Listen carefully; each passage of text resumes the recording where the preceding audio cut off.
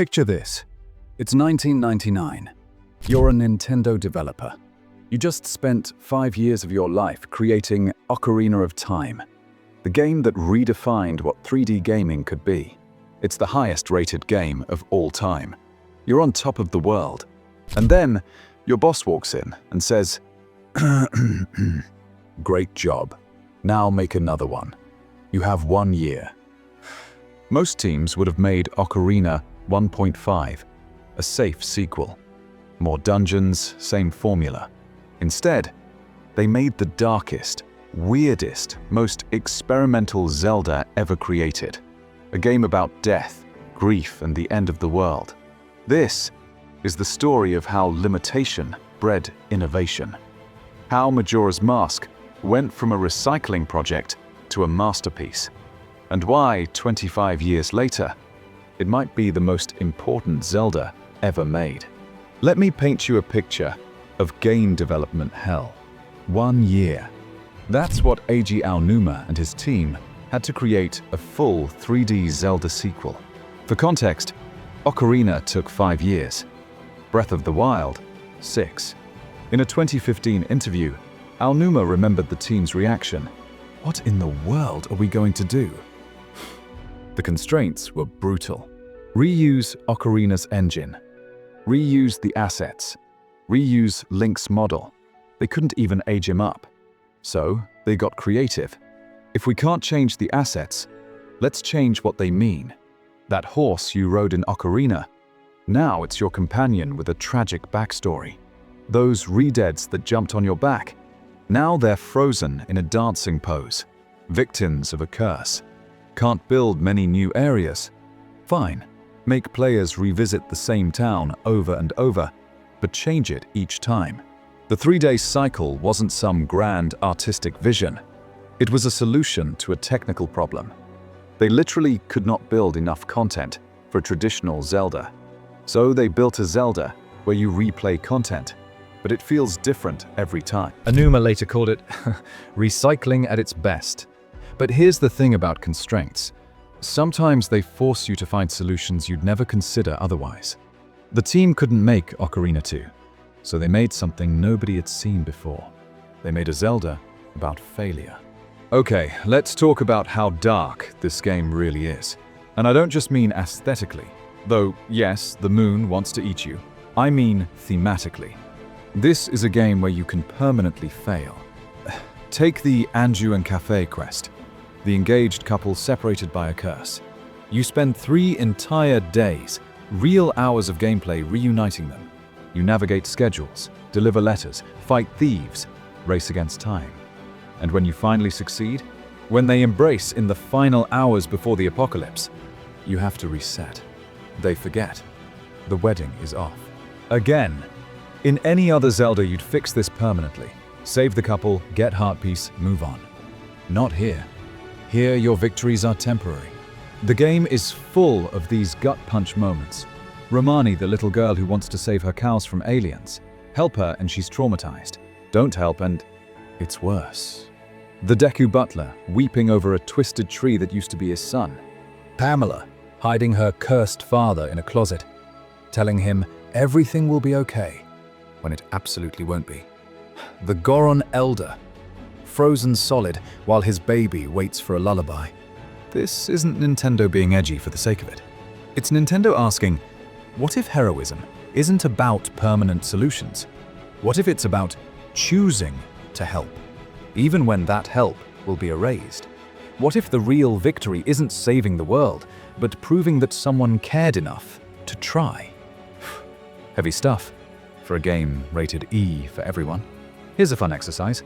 Try to imagine modern gaming without Majora's Mask. Can't do it? That's because you'd have to erase an entire design philosophy. The 3-day cycle invented the modern time loop game. Full stop. Minute took the concept and compressed it to 60 seconds. Outer Wilds, which many consider the best indie game ever made, is basically Majora's Mask in space. Same existential dread. Same doomed world. Same emphasis on knowledge as progress. The Sexy Brutale, 12 minutes, Deathloop, they all owe a debt to that moon. But it's not just about time loops. Majora pioneered something bigger. The idea that limitation creates meaning. When every game was trying to be bigger, longer, more epic, Majora said, "What if we made the same 3 days matter more than 100 hours of content?" It proved that emotional depth could come from repetition, not variety. That seeing the same people in different contexts was more interesting than meeting new ones. Modern game design calls this systemic storytelling. Majora just called it Tuesday. And the influence goes beyond games. Film directors cite it when discussing time loop narratives. Psychologists reference it when studying how games can explore grief. Speedrunners have turned its precise timing into an art form. Hell, there's an entire orchestral touring show based on its music. For a recycled asset flip made in 12 months, that's quite a legacy. So, you're convinced. You want to experience this masterpiece. Where do you start? Good news, it's easier than ever. Weird news, every version is different. Let's break down your options in 2025. Option 1. Nintendo Switch Online. The N64 original, warts and all. Pros, it's free with your subscription. Cons, 20 FPS. Those N64 textures were not meant for 4K screens.